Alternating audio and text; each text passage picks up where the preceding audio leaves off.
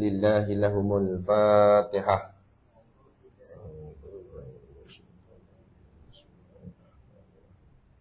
Alhamdulillah.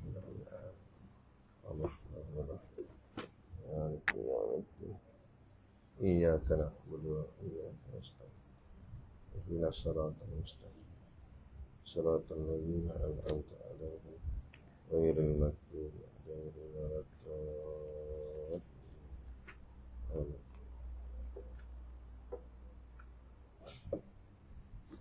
Bismillahirrahmanirrahim. Alhamdulillahi rabbil alamin. Wassalatu wassalamu ala asyrafil anbiya'i wal mursalin wa ala alihi wa sahbihi ajma'in. Subhanaka la ilma lana illa ma 'allamtana innaka antal alimul hakim. Rabbi shrah li sadri wa yassir li amri wahlul 'uqdatam min lisani yafqahu qawli. La haula wala quwwata illa billahil aliyyil azim. Amma ba'd.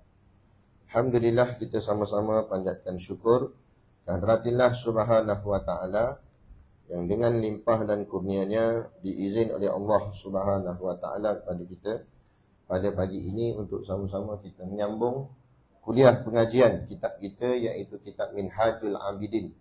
Moga-moga dengan pengajian kita ini akan mengelokkan lagi sifat dan akhlak kita, sehinggalah sifat dan akhlak itulah menjadi sifat yang terbaik dan akhlak yang terbaik untuk Allah menempatkan kita di dalam syurganya nanti di hari akhirat kelak. InsyaAllah, amin ya Rabbal. Saya hormati pengurusi surau dan seluruh saf kepimpinannya, para imam, para bilal, tuan-tuan siap yang tak dapat kita nak sebutkan namanya satu persatu, yang amat-amat disanjungi para asatizah, alim-alim ulama, tuan-tuan guru, ustaz ataupun ustazah yang hadir pada pagi ini. Mohonlah ditegur kepada hamba yang fakir dalam bidang ilmu ini, sekiranya apa yang disampaikan dan dikongsikan ada salah dan silapnya. Yang kita kasihi ayah-ayah, ibu-ibu, pemuda-pemudi muslimin dan muslimat yang dirahmati Allah sekalian. Kitab Minhajul Abidin, Rumi 31 kan? Kitab Jawi, muka surat 15. 6 baris daripada atas. Qala al-muallif rahimahullah ta'ala wa nafa'ana wa iyyakum bi ulumihi fid daraini amin ya rabbal alamin. Kata pengarang kitab, wa amma shiddatuha fabdhul nafsaka fil ikhlasi fi talabil ilmi wal yakunit talaba dirayati la talaba riwayatin.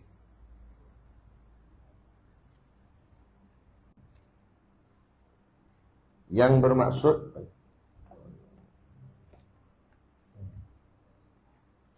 dan ada pun syiddahnya, yakni syiddah tu maksudnya kepayahan, kesusahan. Kepayahan, kesusahan apa? Menuntut ilmu tu. Dan ada pun syiddahnya, yakni payahnya, iaitu kepayahan dalam menuntut ilmu. Maka buangkan, iaitu maksud buangkan di situ meletakkan. Maka iaitu kamu letakkan olehmu akan dirimu di dalam ikhlas pada menuntut bagi ilmu. Jadi nak menuntut ilmu ni payah.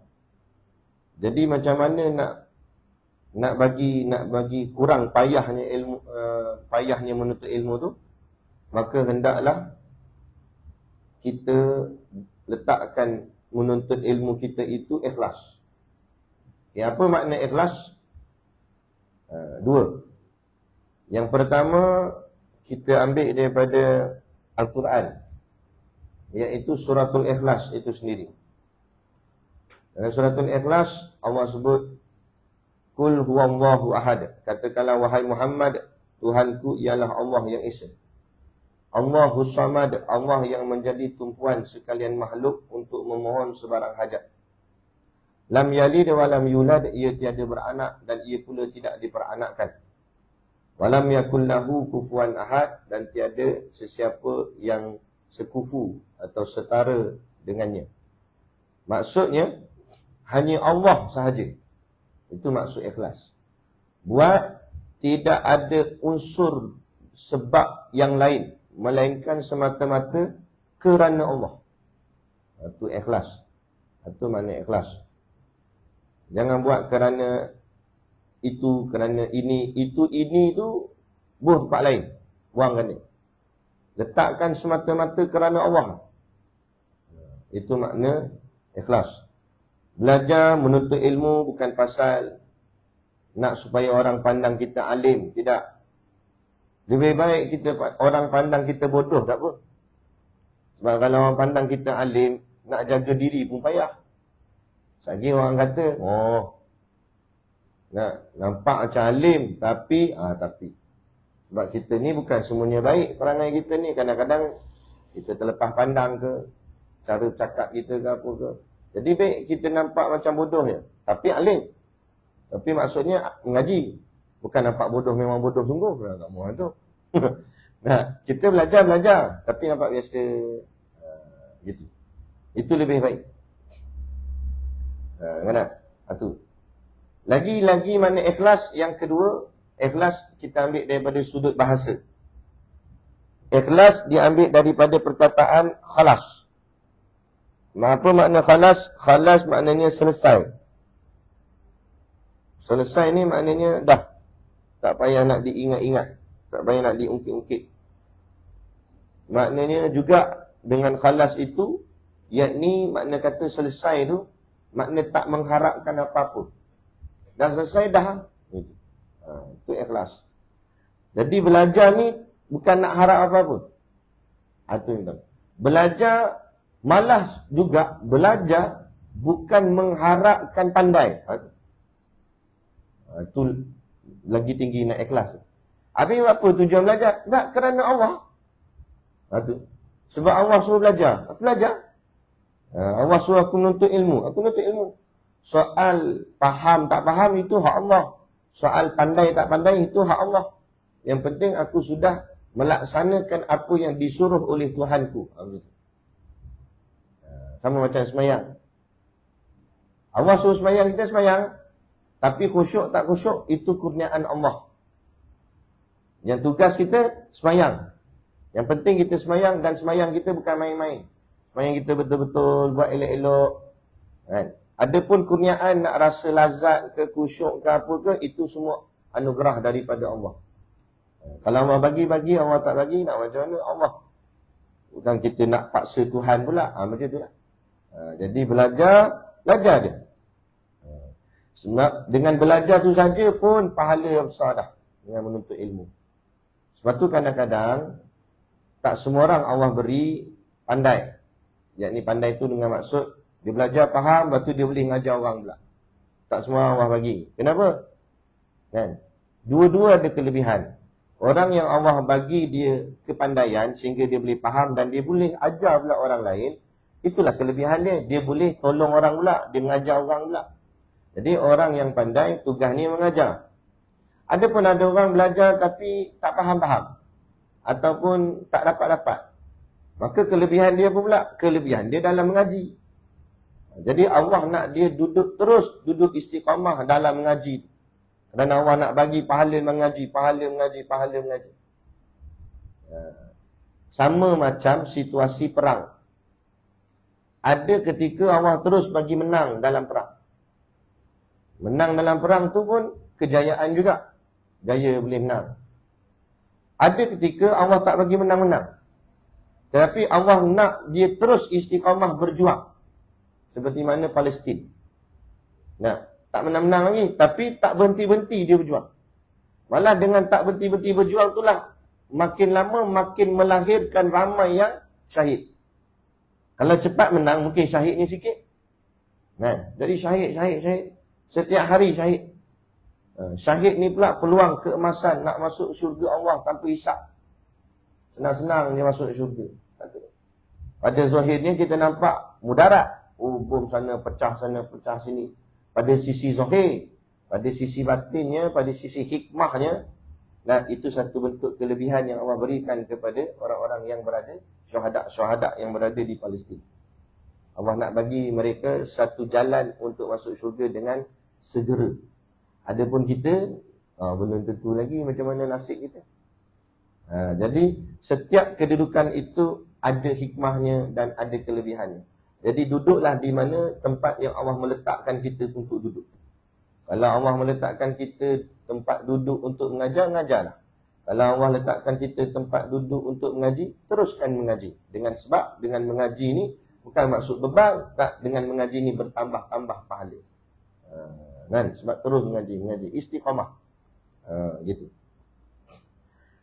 Maka ikhlaskan pada menuntut bagi ilmu.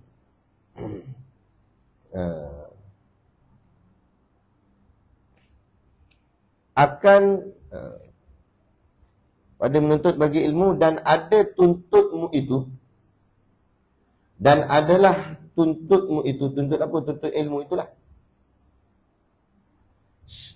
Itu tuntut hendak mengerjakan amal.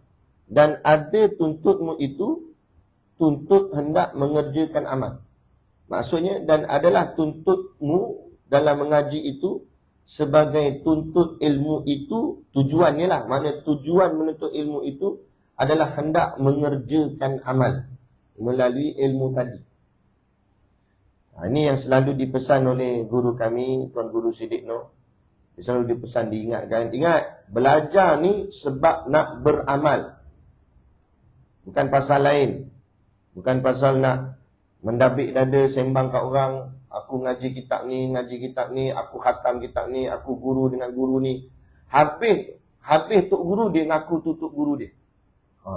Asal jumpa mana-mana tok guru, ni tok guru saya kat. Kan? Tapi tengok solat jemaah pun celuh. Kata mengaji, macam mana? Patut lagi tinggi kita mengaji, lagi tinggi juga amal kita tu. Itu biar setara.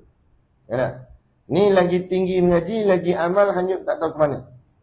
Jadi itu something wrong. Masalah. Sembang kat orang, bukan main. Aku khatam dah kitab ni. Asal orang nak buka kitab dia, kitab ni aku habis lah. Habis semua orang dia cerita macam tu. Tapi dari segi amal tengok, tak ada. Jadi, kata Tok Guru Siddiq Noh, ingat, belajar ni sebab apa belajar? Sebab nak beramal. Kenapa kita belajar ambil uduk? Sebab nak beramal cara-cara ambil uduk dengan betul. Mana lepas belajar tu buatlah apa yang kita dah belajar tu. Jangan dah belajar hangguk-hangguk, dah tanya ambil uduk macam dulu balik, tak ikut macam mana yang kita belajar.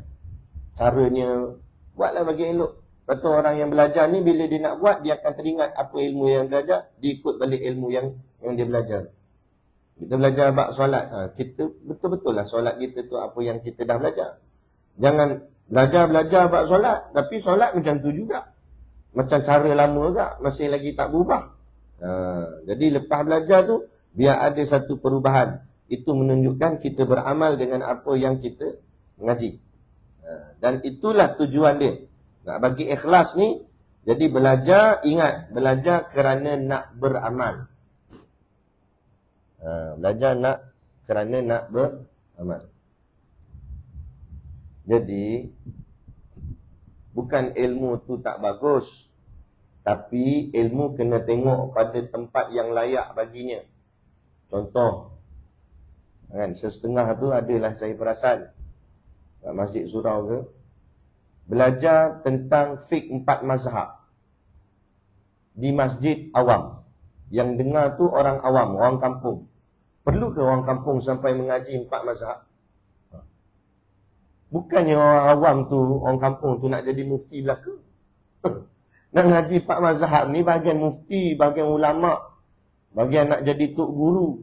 Tapi ni bagi orang awam. Bagi orang awam ni kadang-kadang benda yang asas-asas agama pun tak selesai lagi. Bab ambil uduk tak selesai lagi. Ya tak? Bab najis, bab taharah, Bak mengenal air, silap-silap pun air pun tak kenal lagi. Mana air musyammas, mana air qaid lazim, mana air mutlak, mana air mustakmal. Apa yang dimaksudkan dengan mustakmal? Itu pun kadang-kadang tak lepas. Najih mughalazah apa dia? Najih mutawasitah apa dia? Najih mukhaffafah apa dia? Dan cara menyucikannya macam mana pula? Yang kadang-kadang yang basic-basic agama tu pun masih lagi tak lepas. Tiba-tiba diajar satu ilmu-ilmu yang taraf tinggi. Kan? Bukan ilmu tu tak bagus, bagus. Tapi tengok pada kesesuaian. Tengok pada kesesuaian. Kita ni nak menyelamatkan umat. Kan? Jadi kadang-kadang, minta maaf cakap lah, kadang-kadang asatizah tu dia jadi syok. Syok sendiri ke dia lah. Dia seorang dia dah faham, orang tak faham. Sebab dia bawa cara dia je. Dia bawa dengan bahasanya yang tinggi-tinggi, ilmunya yang tinggi-tinggi. Kan? Yang sebenarnya kita nak mula pada bawah. Contoh, macam kita ajar budak tadika. Dia punya taraf ilmu dia, taraf tadika. Jangan dibawa taraf akmed macam tingkatan 5. Tak pening budak tu. Kan? Macam tu lah. Bahagian sekolah rendah, cara sekolah rendah. Jangan pergi bawa cara universiti. Tak kena. Jadi begitu. Bukan ilmu tu salah. Ilmu tu betul, bagus. Tapi biar sesuai pada keadaan dan sesuai pada tempatnya. Kalau mengajar di memang universiti dah, dia jadi pensyarah. Yang dalam universiti tu semua pelajar-pelajar memang belajar bahagian agama. Ada kupas tinggi-tinggi, tak ada masalah lah. Bahas hadis mutawatir, hadis ahad apa dia, hadis aziz apa dia. Kan? Ini kita sini ahad, yang tahu ahad hari ahad. Tiba Tok Syekh kata ni hadis ahad. Oh, hadis ni hari ahad je kot boleh baca. Dah pening kawan. Jadi bagi selesai fardu ain dulu. Itu maksud dia lah. Bukan kesalah, tapi biar sesuai. Dan ikhlas pada menuntut bagi ilmu, dan adalah tuntut ilmu itu adalah kerana untuk hendak mengerjakan amal. Tujuan nak beramal. Tiada tuntut riwayat jua. Dia kata. Maksudnya, dan janganlah kita tujuan menuntut ilmu itu untuk riwayat. Apa maksud riwayat? Riwayat ni nak menyampaikan. Maknanya, tujuan belajar sebab nak mengajar. Semata-mata. Bukan salah tujuan belajar sebab nak mengajar. Boleh, kata Tok Guru. Tapi jangan itu jadi jua. Dalam kitab kata jua. Jua ni maksud, jua ni kalau kita baca dalam kitab-kitab lama, ni bahasa lama, bahasa moden kita sekarang, jua ni maksudnya sahaja. Maksudnya, tujuan belajar sebab nak mengajar semata-mata. Ni yang kita khawatir dan kita takut. Dia masuk maktab, dia masuk universiti dan sebagainya. Kemudian belajar-belajar nak dapat kesijil. Bila dapat sijil, apply nak jadi cikgu, nak jadi guru dan sebagainya. Tak salah, tapi jangan itu semata-mata, kata Syekh. Akhirnya memang mau jadi guru, tapi amalan sendiri pun tak ada. Kadang-kadang balik Mesir, balik UIA, balik itu gini, nak jadi cikgu sekolah apa semua bagus dah. Jadi guru di sekolah, jadi ustaz sekolah, jadi gini-gini. Tapi itulah macam saya sebut tadi, solat jemaah pun tak ada di masjid surau kampung tersebut. Dan orang kampung jahil pun dia tak bantu untuk naikkan taraf mutu kualiti ilmu orang kampung. Tak ada nak buat bacaan kitab ke, nak bimbing umat ke. Sedangkan dia tu sebahagian daripada kategori alim-alim ulama. Maka dia kena gerakkan masyarakat, bantu masyarakat, pimpin masyarakat untuk nak bawa hal-hal agama. Kena tegur masyarakat dan sebagainya, kena buat, kena melibatkan diri dalam berkaitan dengan agama. Libatlah diri dalam masjid surau. Bukanlah minta jawatan, paling-paling tidak merancangkan dalam mesyuarat, kan? Saya ada cadangan, kita buat bacaan suratul Mulk setiap kali lepas isyak gini. Tak apa, saya akan bimbingkan, saya pimpinkan insya-Allah. Jadi biarlah ada dia menggerakkan untuk agama. Ni sekadar pergi kerja balik kerja, cukup bulan ambil gaji. Dan memanglah muslesa bahagian dunia. So nanti Allah tanya nanti di hari akhirat. Aku dah bagi kamu mahkota ilmuku kepada kamu. Tiba-tiba apa yang kamu buat dengan ilmuku? Sekadar untuk mencari duit? Sekadar untuk boleh gaji kamu? Kan? Sedangkan masyarakat punah, kamu langsung tak tolong? Kamu tak bimbing, kamu tak pimpin? Nak jawab macam mana? Sebab tu dia kata, ingat, Belajar ini, menuntut ilmu ini tujuan untuk beramal, bukan hanya untuk meriwayat sahaja dia. Maksud meriwayat untuk nak menyampaikan saja ataupun nak mengajar saja. Kan belajar untuk nak ambil jalan selesa. Aku ngajar ya. Kan aku nak jadi kat umat pandai-pandailah dia. Tak boleh tu. Lepas tu kita kena libatkan diri dalam perjuangan, dalam jemaah Islam. Biar ada ta'muruna bil ma'ruf wa tanhauna 'anil munkar. Ada kerja kebajikan untuk ajak orang buat benda makruf dan mencegah orang benda maksiat. Dan kerja-kerja ni tak boleh kita nak buat seorang diri. Kita kena buat dalam bentuk berjemaah. Alaikum bil jamaah. Sebab apa? Sebab seorang diri tak kuat. Nanti kan kalau orang musuh kita seorang-seorang kena, maka kita kena buat kerja-kerja perjuangan dalam bentuk jemaah. Jadi kalau orang serang, sekurang-kurangnya serangnya beramai-ramai. Ada bersama kita. Jadi kalau kita lemah semangat pun ada kawan yang akan naikkan semangat. Jadi kalau seorang-seorang jadi lemah kita. Jangan cakap besar. Ya tak? Macam tu. Itu pentingnya. Baik.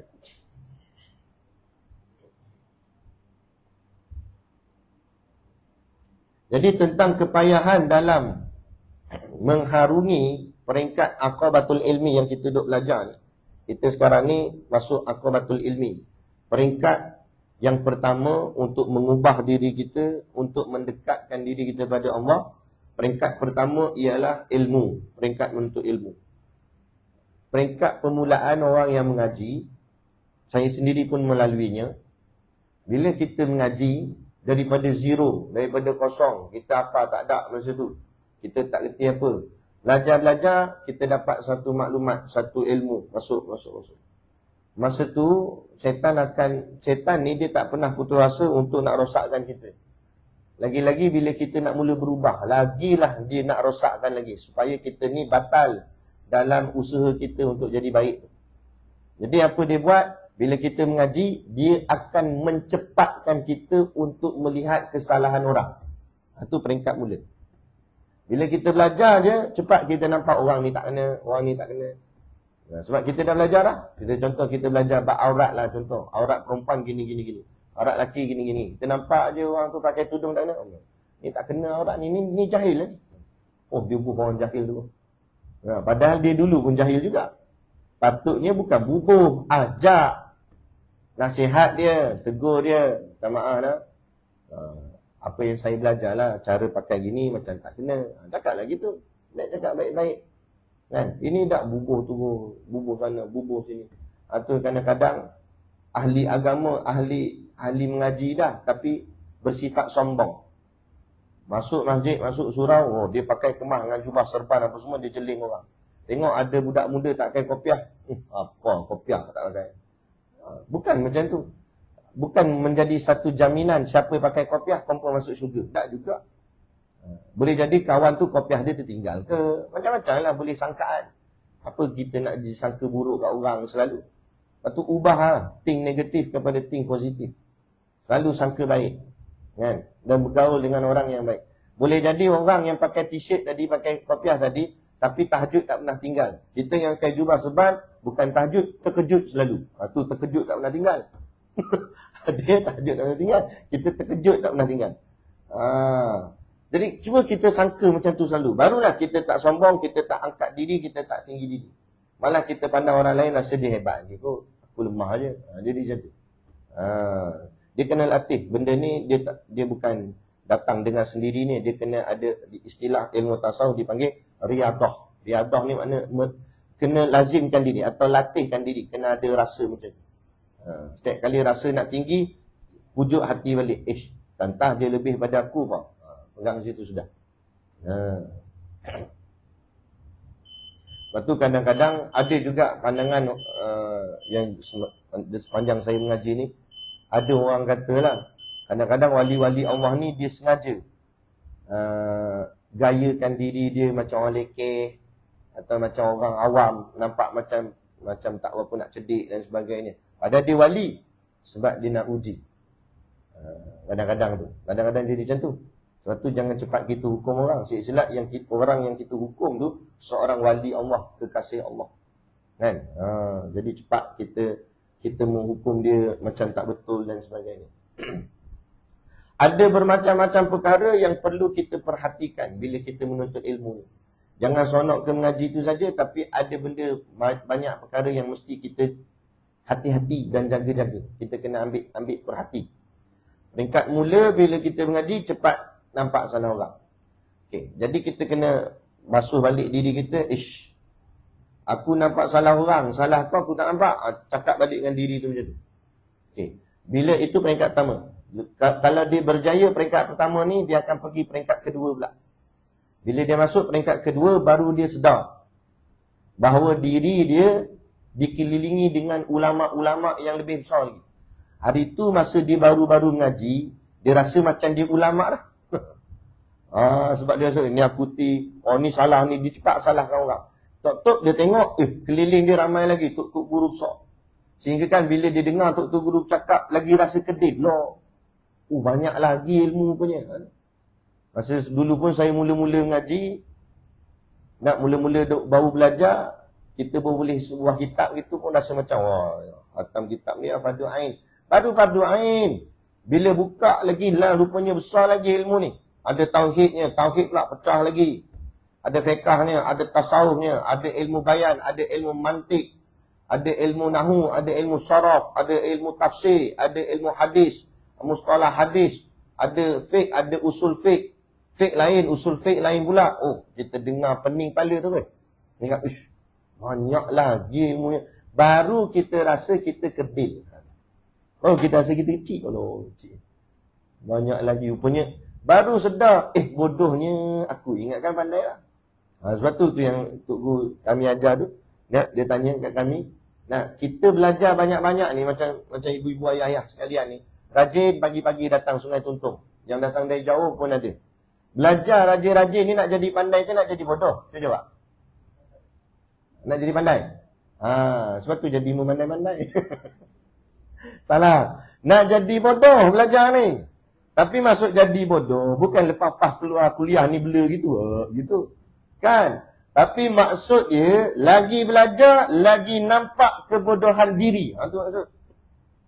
Lagi belajar, banyak lagi lah aku tak erti punya. Ingat aku erti sangat dah. Lagi belajar, macam ni punya ilmu. Macam ni. Satu-satu terbuka pada dia. Baru sedar ke diri. Bila dia belajar lagi dia sedar, bodoh lagi aku. Dia nak jadi sombong ke nak jadi tunduk? Bila dia sedar dia bodoh. Mana ada orang bodoh sombong? Ada. Jadi bodoh sombong lah dia. Dah, ini bodoh tapi reti. Dia pun sedar-sedar, banyak lagi aku tak tahu. Malu aku, tunduk. Mau dia jadi tunduk. Mau jadi segan. Kan? Ada. Gitu. Dan bermacam-macam perkara. Bila dia dah mula sedar, baru dia kenal tok guru lagi besar pada dia, ulama-ulama, kitab banyak lagi macam-macam.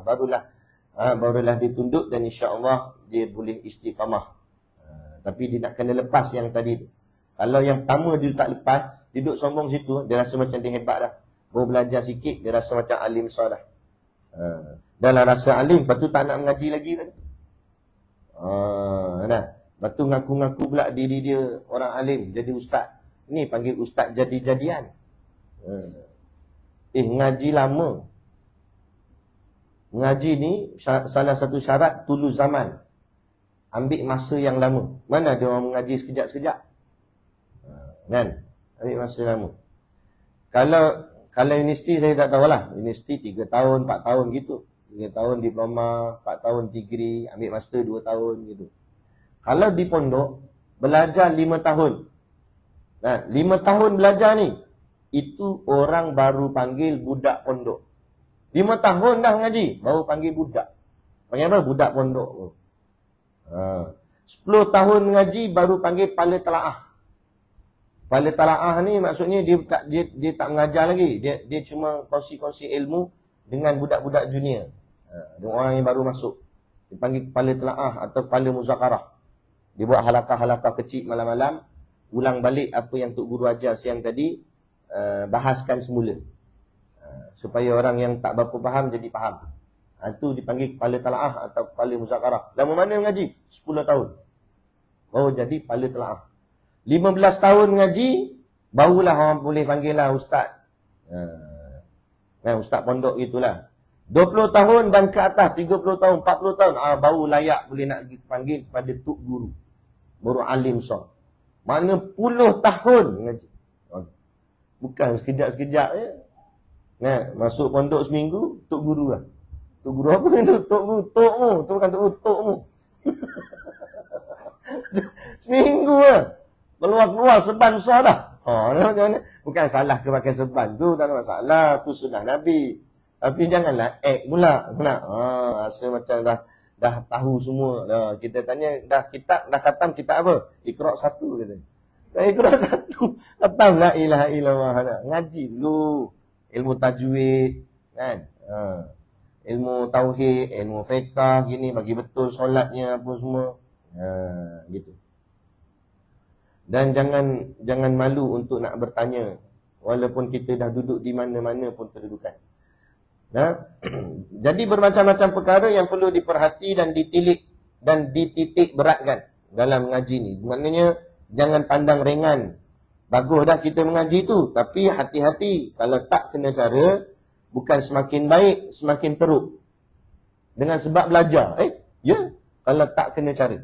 Kata tuk guru kami yang pertama sekali, ikhlaskan niat belajar kerana nak betulkan diri.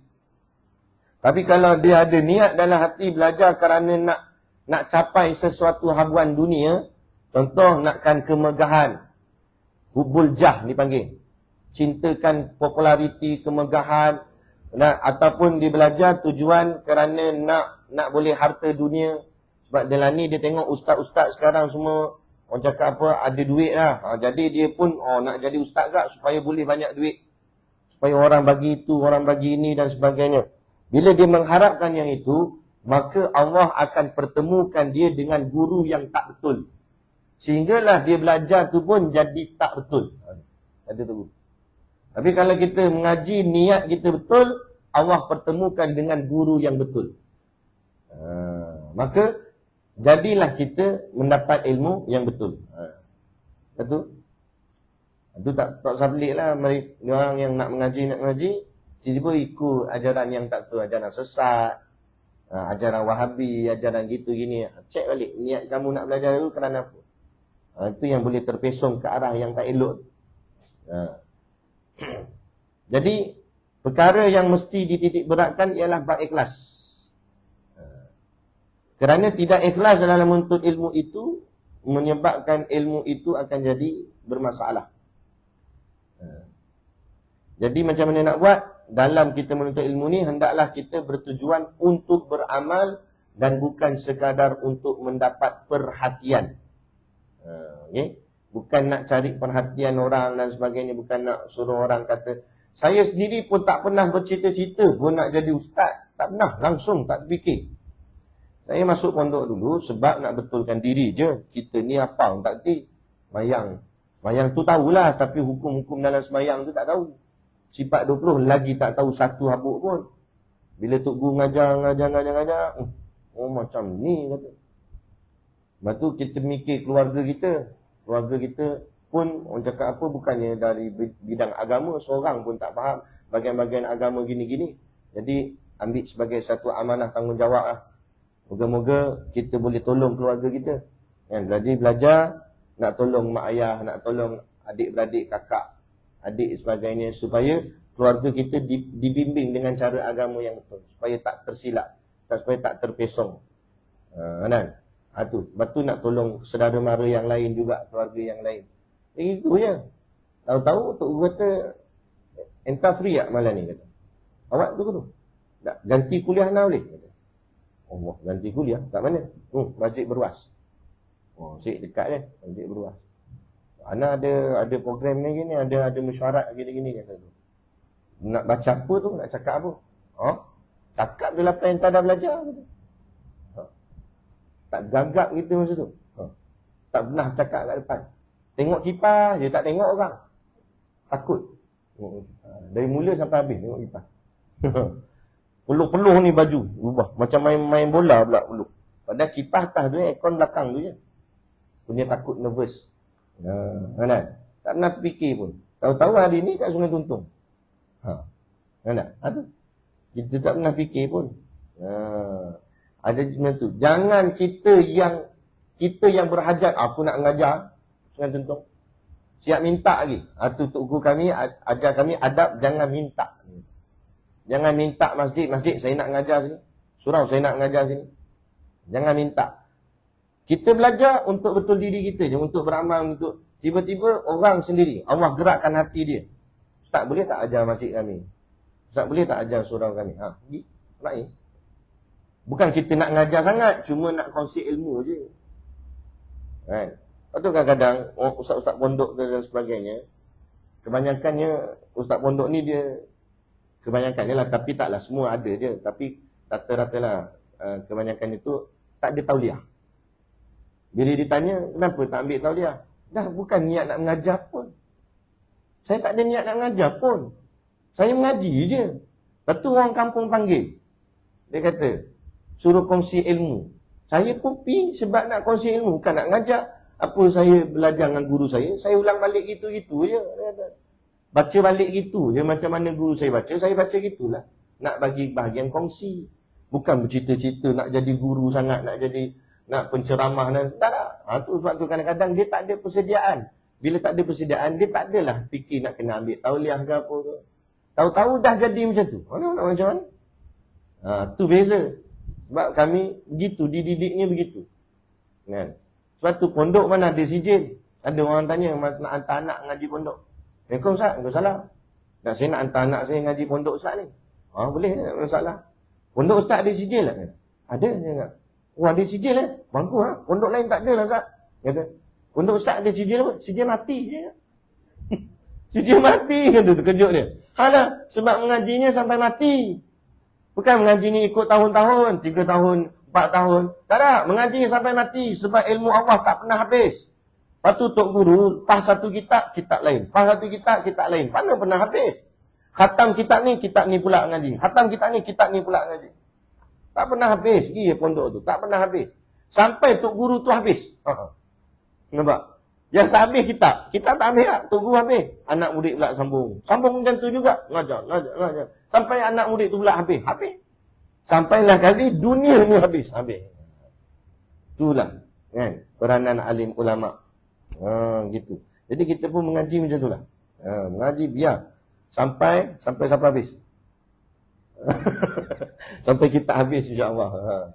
Tapi kalau sampai habis dulu tak tahulah. Itu kehendak Allah lah. Kan? Tapi tak apa. Kurang-kurangnya akhir catatan dalam buku catatan Rocky Atik kita ni tertulislah. Hujung-hujung usia tu sebelum habis tu mengaji. Alhamdulillah. Kan? Daripada joget. Kenapa? Kan? Karaoke. Apa jadi macam tu? Dahlah semakin tua. Kan?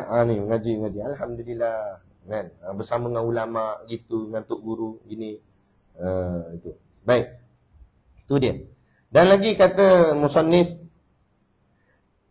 wa'lam annal khatara azimun faman talabal ilma liyusrifa bihi wujuhan nasa ilaihi wa yujalisa bihil umara'a wa yubahiya bihin nudhara'a wa yatasayyada bihil khutama. Apa maksud tu? Artinya dia kata, maka ketahui olehmu tu maksudnya, maka hendaklah mu kena tahu. Tak tahu tak apa, tapi ambil tahu. Apa dia? Bahawasanya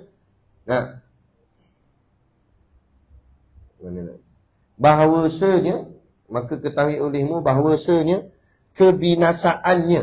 Apa maksud kebinasaan ini? Yakni perkara yang boleh merosakkan yang terdapat pada kita yang menuntut ilmu ni. Hati-hati dia kata. Maksudnya tu. Itu amat besar. Maksud besar sini banyak. Belajar ni bagus, tapi risikonya pun besar juga. Maksudnya macam tu. Risikonya tu banyak. Dia kata. Kalau tak kena cara, jatuh teruk kita. Macam tu. Maksud dia macam tu. Macam orang nak gali emas, nak cari emas. Dapat emas tu memang sedap, tapi nak galinya tu, nak carinya tu susah. Masuk hutan, korek tanah apa semua nak.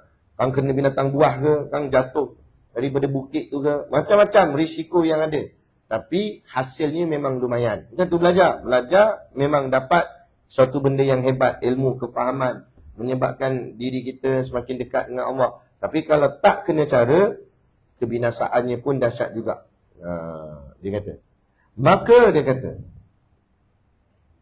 yakni antara kebinasaan yang terkena pada mereka yang menuntut ilmu, dia nak ceritalah ni. Benda apa yang yang boleh menyebabkan orang yang mengaji ni jadi rosak? Barang siapa menuntut akan ilmu, dia kata. Menuntut ilmu supaya memalingkan muka manusia kepadanya. Yang ni yang boleh merosakkan kita dalam mengaji ni.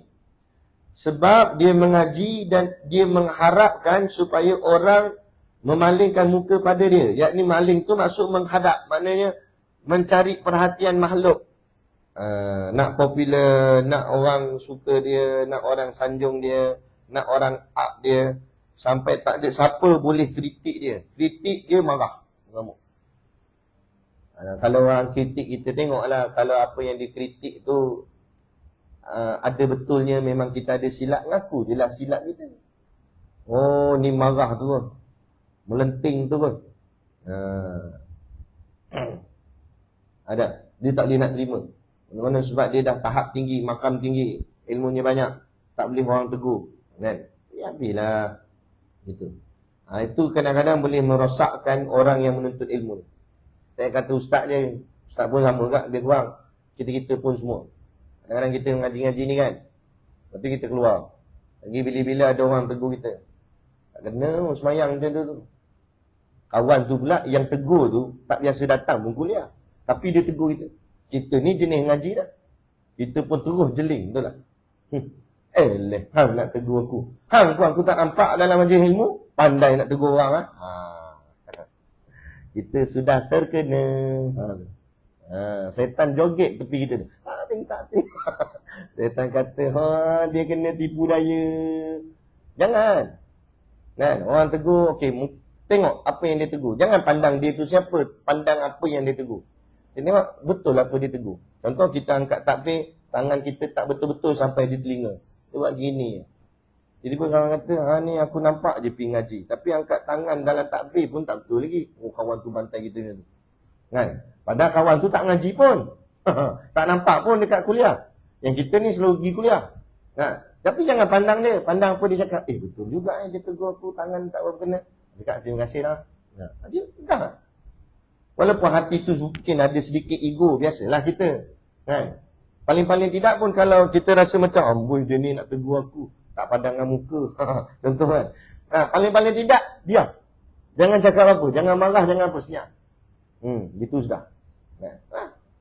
Tapi kita boom, bantai balik. Pandai nak tegur orang. Tingkali betul hang tu dulu. Dia bubur balik kawan tu. Dah menjadi bertekak situ. Malu kita. Kita orang mengaji jadi bertekak-tekak dengan orang pula. Tak kena.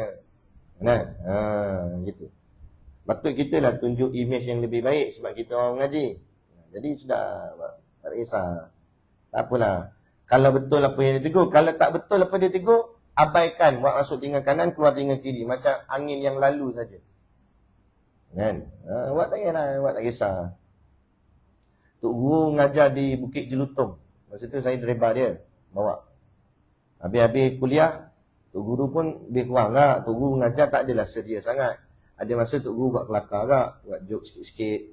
Bukan tujuan nak buat joke sangat, tapi supaya suasana mengaji tu taklah jemu sangat. Sebab kalau ilmiah semata, lama boring juga. Kan? Jadi adalah, dan joke tu pun bukannya semata-mata joke, ada kait dengan ilmu juga. Lepas tu sampai dah habis kuliah, kami kan duk jual barang niaga kat luar tu. Datang satu orang, mana yang ceramah tadi ni? Itu Tok Guru senyum.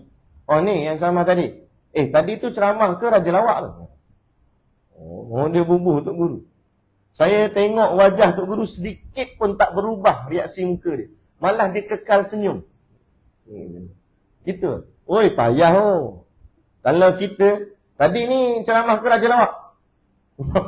Daripada senyum terus jadi berkerut dahi. Ketak gigi tu pun. Nampak? Oi. Boleh kita nak mengamuk. Ya nak? Tu kita. Aduh, tu kata.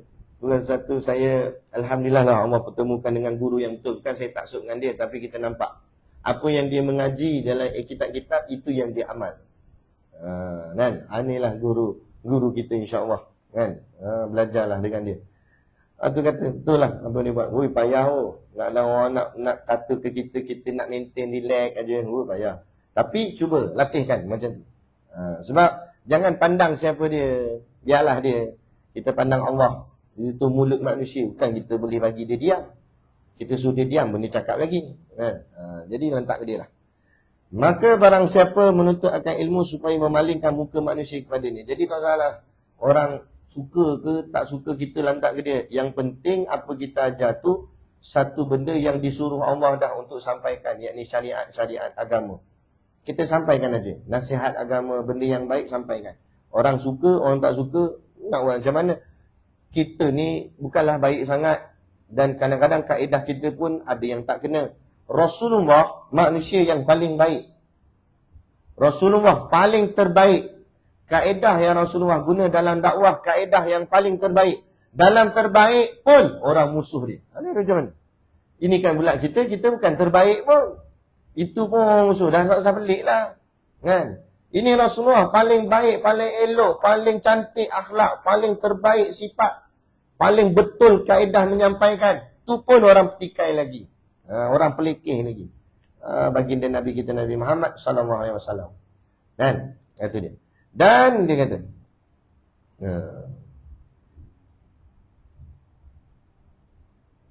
dan duduk dengan dia raja-raja. Apa maksud? Dia belajar dengan tujuan supaya dapat dengan dia bersama raja-raja. Raja-raja di sini maksud orang-orang besar. VVIP.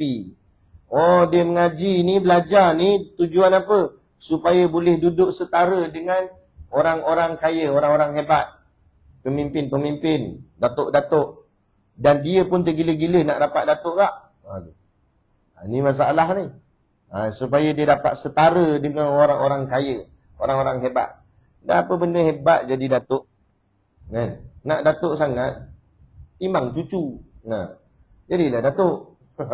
Berebut sangat datuk. Benda boleh apa? Kalaulah dengan title datuk boleh selamat soalan kubur, saya pun nak. Marabbuka, datuk. Oh, datuk lepas. Tak apa. Dah, ini datuk. Oh, lagi dia bubuh lagi. Bukan heran malaikat. Kena. Jadi jaga, belajar bukan nak setara dengan orang-orang kaya. Tu saya pesan anak murid di pondok apa semua kan. Orang nak derma kat kita, orang kaya-kaya, datuk-datuk, orang kaya-kaya lah datang nak derma kat kita. Jangan sampai kita merayu-rayu. Dia nak bagi, kita terima. Ini jaga nak. Surah masjid, tolonglah saya pesan. Jangan sampai merayu-rayu dengan orang kaya. Dia nak bagi. Sebab, ingat, bukan Islam perlukan dia. Dia yang perlukan Islam. Kita kena ada ketegasan kita. Maruah kita. Ini sampai kita pergi merayu-rayu, pergi pejabat, bawa surat, minta. Nak beli kapet, nak pasang aircon. Loh. Kenapa terkinja-kinja dengan orang kaya? Lagi-lagi pula kalau orang kaya tu bukan jenis orang yang warak, bukan orang yang baik. Kalau orang kaya tok guru tapi kaya, kita minta kat dia, boleh tahan kira. Moga-moga berkat duit yang dia bagi tu sebab dia orang baik. Ni entah orang buat apa tak tahu, lara, maksiat dan sebagainya, dia bagi duit itu pula entah sumber mana kita tak tahu, rasuah ke apa ke, buruh kat kita. Kita maaf cakap, itu yang kadang-kadang masjid gah, cantik tapi tak ada imarah. Orang tak rasa sonok duduk dalam tu. Sebab apa? Sebab barang-barang yang dibeli tu tak tahulah dari mana sumbernya. Sebab tu tak apa. Biar kita nampak tak cantik, tak kemah mana pun tak apa. Kan? Tapi kita dapat imarah ni sama-sama. Baik kutip duit orang ramai ni. Walaupun tak banyak, seorang sikit. Ada duit buat sikit. Daripada megah dengan punya hebat bangunan, tapi apa tak ada. Kan? Jemaah tak ada. Kan? Imarah tak ada, suasana tak ada, kacau bilau pula tu, gaduh sama sendiri pula. Kadang AJK gaduh sama AJK. Banyak tempat kita mengajar, banyak tempat surah masjid, macam-macam PM kita jumpa.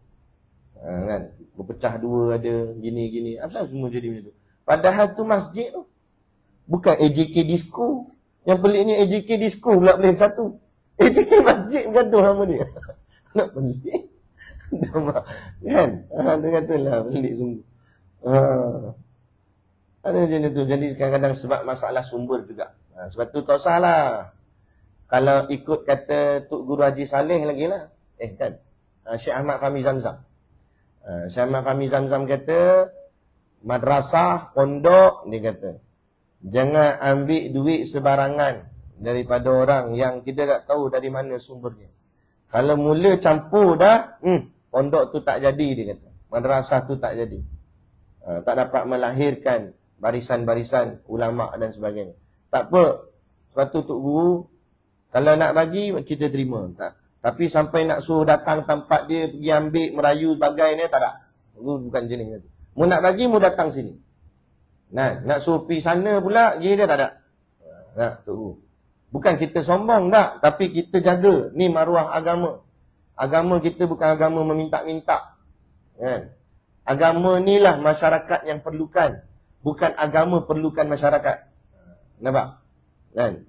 Jangan sampai kita ni, orang cakap apa, ialah orang cakap menjatuhkan maruah agama. Okey? Dan lagi dia kata, menegahi. Yakni, bukan menegahi. Memegahi. Dan memegahi, megah ni, masyhur. Dan megah, masyhur. Dengan dia. Orang setandingnya. Yakni orang yang bersama yang setandingnya. Supaya orang yang sama level dengan dia tu, dia jadi nampak hebat. Kalau ustaz lah, sama-sama ustaz, orang nampak dia paling power. Belajar supaya dapat bersaing dengan rakan taulan. Dengan orang yang sama dengan dia. Sebab itu, kami di pondok tak diajar belajar ikut kelas. Minta maaf nak. Kalau di sekolah-sekolah, dia ada pembahagian kelas, betul tak? Ini kelas A, kelas yang cerdik lah. Kelas B, kurang cerdik sikit. Kelas C, sederhana. Tak berapa cerdik, tak berapa bodoh. Kelas D, bodoh sikit. Kelas hujung sekali, bodoh banyak. Jadi dia asing-asingkan. Macam kasta. Islam tak ajar kasta. Akhirnya orang yang kelas pandai, apa dia pandang pada kelas belakang? Budak-budak bodoh. Dia rasa dia hebat. Dia rasa dia macam dia ni pandai. Nah, budak-budak yang kelas belakang pula, kami ni dah memang bodoh gini, jadi baik jadi alang-alang tu, dah bodoh, biar bodoh terus. Alang-alang tu biar jadi jahat tu. Sebab tu dia pun jadi terus nakal. Bukan terus baik, terus nakal. Makin menjadi-jadi. Yang banyak buat kes lah kelas belakang. Sebab dia dah rasa diri dia macam tak berguna dah. Kena pula orang pula bubuh dia macam tu. Lepas tu, di sekolah-sekolah ada nombor peperiksaan. Nombor 1 apa, nombor... Kan? Dia cari nombor dia. Dia tengok daripada atas. Nama aku tak ada. Rupanya bawah sekali. Nombor 30. Paling bawah. Patut cek lah daripada bawah. Ni cek daripada atas. Nombor ni pun masalah tak? Nampak macam benda ni kecil je. Benda remeh je. Tak. Orang yang nombor tinggi, nombor atas, apa dia pandang pada orang nombor bawah? Kan? Hang tak habis-habis duduk bawah tu. Dan akhirnya kalau kawan ni bagi idea pun, idea dia ditolak. Aku rasa tak payahlah bagi idea hang pun nombor corot sekali. Dalam hidup dia akan terus dia ni nampak rendah aja dalam hidup. Kan? Tu nampak kesan dalam kehidupan masyarakat. Tapi cuba tengok Nabi ajar sahabat. Ada tak Nabi membahagikan sahabat ikut kelas? Ini sahabat cerdik, ini sahabat tak pandai, ini sahabat bodoh. Ada? Ada. Semua sama duduk depan Nabi. Nabi ajar semua sama. Begitulah apa yang diajar di pondok. Kami di pondok semua duduk depan Tok Guru.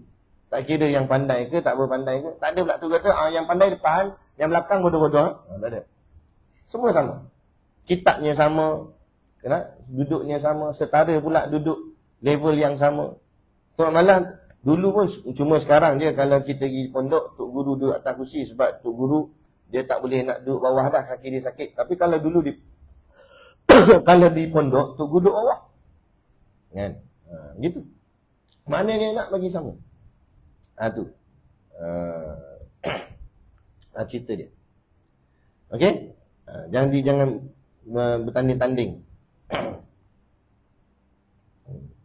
Lepas tu Tok Guru tak setuju. Ni Tok Guru lah cerita kami, dia tak setuju yang buat pertandingan macam kat TV tu, pencetus ummah ke, imam muda ke. Sebab apa? Sebab bertanding-tanding dalam soal agama, kan? Mana dia bertanding siapa ceramah dia lebih berkesan, lebih gitu nak. Tujuan ceramah bukan nak siapa paling power. Tujuan ceramah nak sedarkan umat. Tujuan kita nyampai kuliah ilmu ni bukan nak kata ustaz mana paling hebat. Tak ada pula surau Sungai Tuntung buat pertandingan. Okey, ustaz bulan ni ada pertandingan, jadi ustaz kena ngajar betul-betul. Nanti jemaah kami AJK akan menilai. Hujung bulan kita akan buat ni lah, apa orang cakap apa, hari kecemerlangan tu. Ustaz yang paling terbaik menyampaikan kuliah jatuh kepada tak ada. Bukan macam tu. Tujuan kita sampai ni nak bagi umat boleh faham, boleh mengaji, bila mengaji boleh beramal, itu je. Kan? Bukan nak bertanding-tanding. Ni jadi masalah. Kan? Akhirnya dia jadi dalam bentuk macam bermain-main lah urusan agama ni. Kan? Jadi pertandingan macam tu pula. Gitu. Kalau pertandingan nasyid ke boleh tahan kira, nasyid tak apalah, tu bahagian kesenian. Kan? Menyampai ilmu ni bukan bahagian kesenian. Ini bahagian dakwah, perjuangan. Baik, standing ni. Atau kerana memukat. Memukat di sini maksud menghimpun. Menghimpun dengan dia, yakni ilmu itu, dia tu maksud ilmu yang diperolehnya itu akan mata benda dunia. Mata benda dunia ni harta lah. Tujuan mengaji sebab nak himpun harta dunia. Tujuan mengaji sebab nak boleh jawatan besar-besar. Jawatan mufti. Jadi mufti tak salah. Tapi jangan sampai bercita-cita nak jadi mufti bukan pasal nak tegakkan Islam. Tapi pasal gajinya besar. Jadi masalah. Akhirnya boleh gaji tapi Islam pun tak boleh tegakkan. Akhirnya orang hina Islam pun tak boleh nak buat apa. Diam saja. Tak kata apa. Orang mencabar undang-undang syariah, undang-undang Islam, undang-undang Allah. Kan? Undang-undang agama. Tapi tak boleh kata apa. Dia duduk jabat dalam ekon. Jadi apa tujuan kamu? Memegang tampuk begitu. Memegang amanah begitu. Tanggungjawab begitu. Ada? Tak apa. Kan? Nanti kamu akan dipersoal dan dipertanggungjawabkan oleh Allah nanti di hari akhirat. Dunia mungkin boleh bagi 1000 alasan. Depan Allah Ta'ala nanti, gunalah 1000 alasan yang kamu ada. Sebab tu jangan berebut jawatan. Sebab takut kita tak mampu nak pikul jawatan. Kan? Tanggungjawab besar. Maka adalah perniagaannya. Perniagaan itu maksudnya urusan itu. Urusan yang dia mengaji itu kerana apa? Dia korbankan duit. Dia kan mengaji ni korban duit. Nak bayar yuran lagi. Nak beli kitab apa semua. Jadi hasil jual beli dia tu. Hasil dia mengeluarkan harta dia untuk nak belajar tu. Sebenarnya tiada laku dia kata. Tak dapat apa-apa. Dan mata bendanya rugi. Malah rugi pula. Dan sebab apa? Sebab dia belajar bukan kerana Allah. Jadi rugi je. Apa maksud rugi di sini? Dia belajar tapi tak dapat mengubah dirinya ke arah kebaikan. Belajar, alim, ilmu banyak. Tapi macam tu juga. Tak membawakan diri dia semakin dekat dengan Allah. Tapi pula semakin dekat dengan dunia, semakin dekat dengan dengan kemewahan, dengan bahagian-bahagian keduniaan. Memiliki dunia pada asalnya tidaklah salah selagi mana dunia tu digunakan untuk jalan akhirat. Tapi kalau sampai-sampai duniamu ada tak boleh menolong akhiratmu, maka itu sia-sia. Kan? Ada kenderaan yang hebat, ada rumah yang hebat, tak salah. Rumah dia besar, duit dia sendiri, duit halal. Dia ada tanah pusaka ayah dia dulu bagi, besar tanah. Jadi dia pun buat rumah. Kan? Duit pencen pun banyak, buat rumah besar. Dalam buat rumah besar tu, tepi tu dia buat macam bentuk dewan sikit supaya boleh buat kuliah. Tapi dia nak ngajar tak pandai, dia panggil ustaz. Ustaz buat kelas ngaji ustaz depan sebelah rumah saya. Ada orang buat macam tu. Jadi tak salah walaupun rumah dia besar, tapi dimanfaatkan untuk akhirat. Tak? Dia buat tanah lapang, ada tanah lebih, dia bagi kat sekolah, suruh buat tahfiz, suruh buat pondok, wakaf. Tak salah, kita ada harta. Kita ada kenderaan yang hebat sikit. Kan? Tak bawa kenderaan kita tu untuk sampai ke mana-mana majlis ilmu. Jauh mana pun kita pergi. Kuala Lumpur, dengar ada Habib turun, pergi. Kereta besar, ajak kawan-kawan. Jom naik sama-sama. Kan? Jom kita pergi jumpa Habib, jumpa ulama, jumpa cucu Rasulullah. Nah, tadi tak salah. Kan? Tak salah. Nah, yang salah ni harta-harta dunia tapi tak membantu dia untuk mencapai akhirat dia. Yang dicapai dunia dia tak habis-habis. Duk sonok dia dengan keduniaan sampai dia lupa akhirat. Di akhir zaman ni mula nampak dah. Ada sebahagian orang-orang yang kaya-kaya dah suka kepada agama, alhamdulillah. Tapi terbalik pula, orang yang tak berapa kaya pula makin jauh dengan agama. Betul ni suasana tu berlaku saya nampak. Kan? Kadang-kadang saya pergi kuliah di belah Kuala Lumpur ke Penang, tempat orang ada lah, ada duit. Baguslah pula dia. Dia buat maulid kat rumah dia, dia buat program gitu gini. Kadang tu dia jumpa kita menangis-nangis, dia kata, "Ustaz, saya lawa dulu Ustaz, jahat saya ni Ustaz. Tak perlu ke saya cerita kat Ustaz?" Saya kata, tak usah cerita. Cukup awak berubah ya. Kan? Itulah Ustaz ajar saya Ustaz, bimbing saya Ustaz, tolong doakan Ustaz gitu. Dah, orang bagian kampung pula duk main dam haji kat kedai kopi. Aku makan kau, kau makan aku. Ustaz lalu sebelah dia tak kenal. Oh, tablik. Tablik ni. Nah, tak kenal pada Tok Guru tu mengajar lama lah kawasan kampung ni. Tapi dia tak kenal. La ilaha illallah. Pelik. Jadi dia terbalik dah. Sebab apa terbalik? Sebab dunia ni sendiri pun nak terbalik dah. Yakni kiamat. Sebelum Allah terbalikkan bumi ni, Allah terbalikkan isi dalam dia dulu, kata guru kami. Antara ni yang itulah. Sebab tu kita tengok sekarang dunia ni semua terbalik. Laki nak jadi perempuan, perempuan nak jadi laki. Dia dah jadi terbalik. Jadi terbalik. Lepas tu lah kali baru dunia ni terbalik terus. Terbalik terus, kiamat. Habis. Dan kita akan sambung sabda Rasulullah SAW. Lepas ni Imam Ghazali dia bawa dalil hadis Nabi yang menyatakan dalam hadis ni, siapa yang belajar bukan kerana Allah, tapi kerana benda-benda dunia tadilah, kerana nak nampak hebat di kalangan orang ramai, nak gitu, nak gini, maka dalam hadis ni satu ancaman bahawa Allah akan campakkan dia dalam neraka.